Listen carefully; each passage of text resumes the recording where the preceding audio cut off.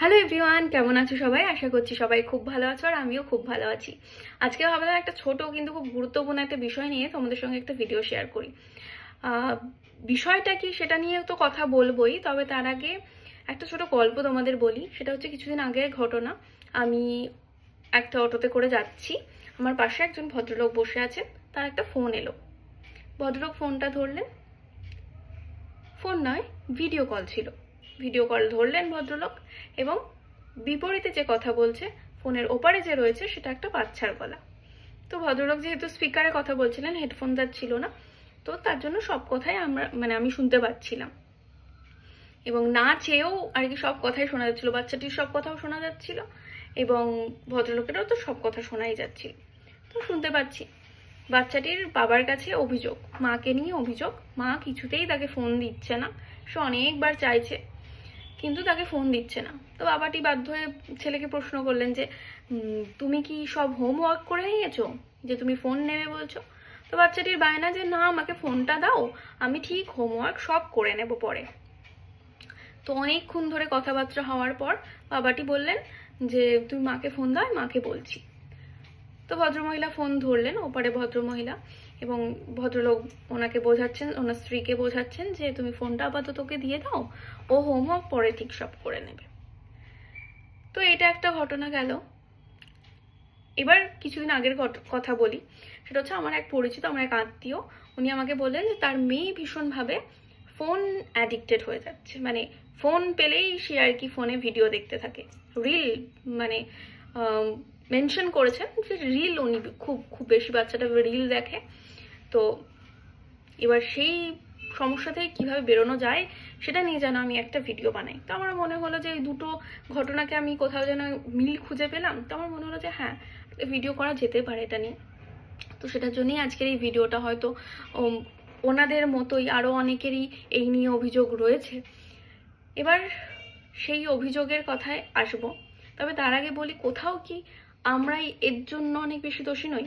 মানে আমি আপনাকে একটা আমার নিজের অভিজ্ঞতার কথা বলছি। একটা ঘরে একটা ছোট বাচ্চা বসে রয়েছে, তার আশেপাশে যারা বসে রয়েছেন তাদের মধ্যে সবাই নয়, কিন্তু অধিকাংশ মানুষই ফোন নিয়ে তারা ব্যবহার করছেন। বাচ্চাটির কোথাও গিয়ে ওই একজনকে বা দুজনকে দেখেই মনে হয় কিন্তু যে ওরা তো ইউজ করছে ফোন, তাহলে আমিও ফোনটা বের করে দেখতে পারি। সেও তখন মায়ের কাছে বা বাবার কাছে আবদার করবে যে আমাকে ফোনটা দাও, আমি ফোনটা একটু দেখবো। কিন্তু আমাদের ছোটবেলায় কি ছিল? আমাদের ছোটবেলায় তো ফোনটাই ছিল না, তখন আমরা কিভাবে সময় কাটাতাম? আমাদের তো সময় সেই সময়ও কাটতো। তো কোথাও গিয়ে মানে আমার মনে হয় আজকের এই ভিডিওটা ওই বাচ্চাদের থেকে অনেক বেশি বড়দের দেখাটা অনেক প্রয়োজন। যে কোথাও গিয়ে আমরাই কিন্তু দোষী, আমরাই কিন্তু ওদেরকে ওই ফোন অ্যাডিকশনের দিকে ঠেলে দিচ্ছি কোথাও যেন। এটা আমার মনে হয়েছে, আমার একান্ত ব্যক্তিগত মত এটা। কোনো বিশেষজ্ঞ তো আমি নই, কিন্তু আমার মনে হয়েছে যে আমি ছোট থেকে যে জিনিসগুলো দেখে শিখেছি, আমার ফোন অ্যাডিকশন ছোটবেলায় তো ফোন আমাদের ছিলই না, তো ফোন অ্যাডিকশনের প্রশ্নই আসে না। তো আমরা ছোটবেলায় যেভাবে বড় হয়েছি সেভাবেই যদি আমাদের পরবর্তী প্রজন্মকেও আমরা বড় করে তুলতে পারি, তাহলে হয়তো এই ফোন অ্যাডিকশনের বিষয়টা অভিযোগের জায়গায় আসবে না। তো আমারও মনে হচ্ছে যে এটা শেয়ার করি, সেই জন্যই এই ভিডিওটা বানানো।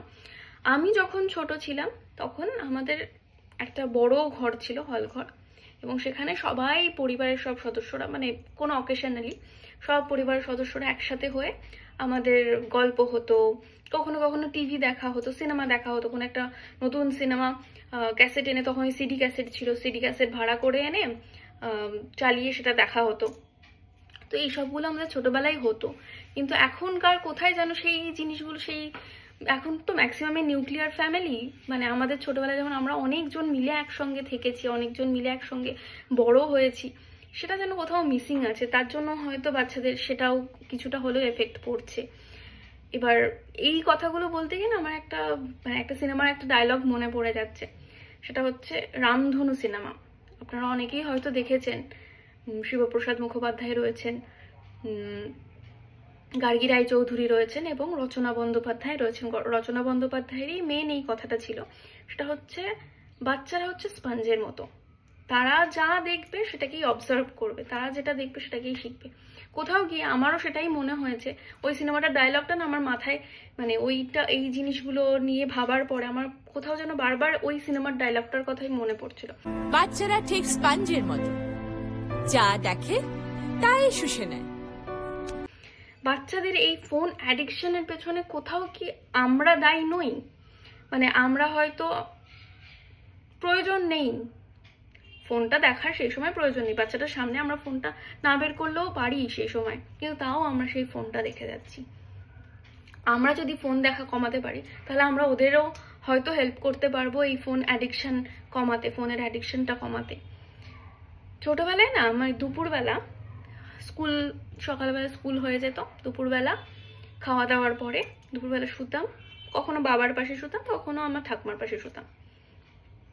মা কাজে ব্যস্ত থাকতো তো বাবা না হলে ঠাকুমার পাশে শুতাম, এবং বাবার পাশে যখন শুতাম বাবা রামায়ণ মহাভারতের গল্প পড়ে পড়ে শোনাতেন, আর আমার ঠাকুমার তার পাশে যখন শুতাম তিনি রূপকথার গল্প, বিভিন্ন রকমের ঠাকুমার ঝুলির গল্প, এই সমস্ত গল্প পড়ে পড়ে শোনাতেন।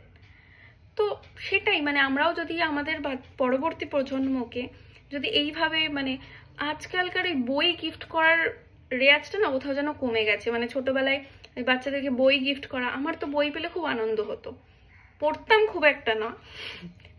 না খুব একটা, বাবা পড়ে শোনালে তখন হয়তো সেই গল্পটা প্রতি ইন্টারেস্ট জাগতো, তখন হয়তো পড়া শুরু করতাম, পড়তাম। মাসে মাসে আনন্দমেলা নেওয়া হতো, সেই সমস্ত ভূতের গল্প ওই সমস্ত প্রচুর পড়তাম।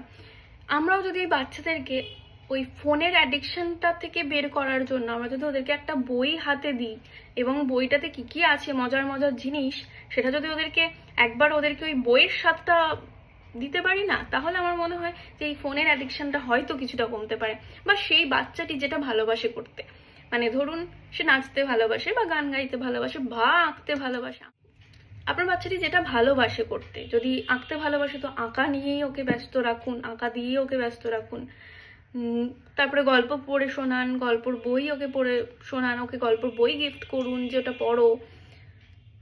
তাহলে হয়তো আমাদের কোথাও গিয়ে ফোনের অ্যাডিকশনটা আমরা ওদেরকে কমাতে পারবো, আমরা ওদেরকে হেল্প করতে পারবো যে ফোনটা না দেখে তুমি এই সময়টাতে এটা করো। অ্যাডিকশন যদি আমরা কমাতে চাই তবে কিন্তু আমাদেরকেই এগিয়ে আসতে হবে, আমাদেরকেই ওদেরকে হেল্প করতে হবে, এবং আমাদের নিজেদেরকেও কিন্তু পাল্টাতে হবে। তো যাই হোক, আমি এই ব্যাপারে খুব একটা বিশেষজ্ঞ তো নই, তবে আমার বেশ কয়েক মাস আগে একজন বিশেষজ্ঞের সঙ্গে এই নিয়েই কথা হয়েছিল যে বাচ্চারা ফোনের অ্যাডিকশন কিভাবে কমানো যায়। তো উনিও বলেছিলেন যে কোথাও গিয়ে কি আমরা অনেক বেশি দায়ী নই, ওদের ফোন অ্যাডিকশনের পেছনের কারণটা কি আমরা নই? সেটা আমার মনে হয়েছিল যে হ্যাঁ, বাচ্চাটা যখন দেখছে যে ঘরে একজন ফোন ইউজ করছে তখন তারও কোথাও গিয়ে মনে হতে পারে, ওই যে বললাম যে বাচ্চারা স্পঞ্জের মতো, ওরা যা দেখে তাই কিন্তু অবজার্ভ করে। তো ওরা যখন দেখছে যে ফোনটা ব্যবহার করছে একজন, তো সেটা দেখেই ও ফোন দেখতে শুরু করছে। এবং অনেক সময় অনেক ক্ষেত্রে এরকমও দেখেছি, খাওয়ার সময় খুব দুষ্টুমি করছে বাচ্চা, তো ফোনটা নাও, তুমি ফোন দেখে দেখে খাও, এরকম। আমার মনে হয় সেগুলো না করাটাই ভালো। আমি বিশেষজ্ঞ নই, আমি আবারও বলছি আমি বিশেষজ্ঞ নই। অবশ্যই যদি আপনার বাচ্চা এতটাই ফোন অ্যাডিক্টেড হয়ে যায় যে তাকে সেখান থেকে কিছুতেই বের করতে পারছেন না, আমাদের শুধু যে শরীরের অসুখ হয় তেমনটা তো নয়, আমাদের তো মনেরও অসুখ হয়। তেমন মনের অসুখের জন্য কিন্তু ডাক্তার রয়েছেন যারা মনের চিকিৎসা করেন, যাকে আমরা সাইকিয়াট্রিস্ট বলি। তেমন হলে প্রয়োজনে এই বিশেষজ্ঞদেরও পরামর্শ নিয়ে আপনার বাচ্চাকে এই ফোন অ্যাডিকশন কমান। কিন্তু আমরা যদি ওদেরকে হেল্প করি তাহলে নিশ্চয়ই আমার মনে হয় ওদেরকে আমরা এর থেকে বের করে আনতে পারবো। বিকেলে ওদেরকে খেলতে নিয়ে যাওয়া যদি যায়, সেটাও আমরা করতে পারি, তাহলে হয়তো ওরা কিছুটা ওই খেলবে, আনন্দ করবে, ফোন কিন্তু ভুলে থাকবে। পরের দিন আবার একটা কিছু নতুন খেলা করতে হবে। ওদেরকে সময় দিন, ওদেরকে সময় দেওয়ার চেষ্টা করুন। জানি আমাদের হাতে হয়তো সময় খুব কম, আমরা এতটাই এখন ব্যস্ত হয়ে গেছি, আমরা সকলেই মানে সবাই প্রায় ওয়ার্কিং, বাচ্চাকে সময় আমরা সেইভাবে দিতে পারি না। কিন্তু তাও ওদের জন্য যদি আমরা একটু সময় বের করতে পারি, ওদের মতো করে সময় কাটাই, তাহলে হয়তো ওদের এই সমস্যাটা থেকে আমরা বের করে আনতে পারবো। কেমন লাগলো আজকের এই ভিডিওটা অবশ্যই জানান কমেন্টে। আর এমন আরও কোনো সমস্যা যদি আপনার থাকে, যদি মনে হয় যে আমার সঙ্গে শেয়ার করা যায়, আমি যদি সেখান থেকে আপনাদের সেই সমস্যার কোনো সমাধান দিতে পারি বলে আপনাদের যদি মনে হয়, তাহলে অবশ্যই জানাবেন। চেষ্টা করব সেই সমস্যার সমাধান আপনাকে দেওয়ার। আর ভবিষ্যতে যদি আপনারা চান তবে আমি লাইভেও আসতে পারি, এরকম কোনো টপিক নিয়ে, এরকম কোনো বিষয় নিয়ে আপনাদের সঙ্গে লাইভে সরাসরি যুক্ত হয়ে আপনাদের সমস্যার সমাধান দেওয়ার চেষ্টা করব। এবং যদি আপনাদের সঙ্গে আড্ডাও মারতে পারবো সেই লাইভে। সবটাই আপনাদের জন্য, সবটাই আপনারা যদি চান তবেই হবে। তো ভালো থাকবেন, সুস্থ থাকবেন এবং ভিডিও দেখতে থাকবেন। আর ভালো লাগলে লাইক, ফলো, শেয়ার, সাবস্ক্রাইব করতে বলবেন না। টাটা।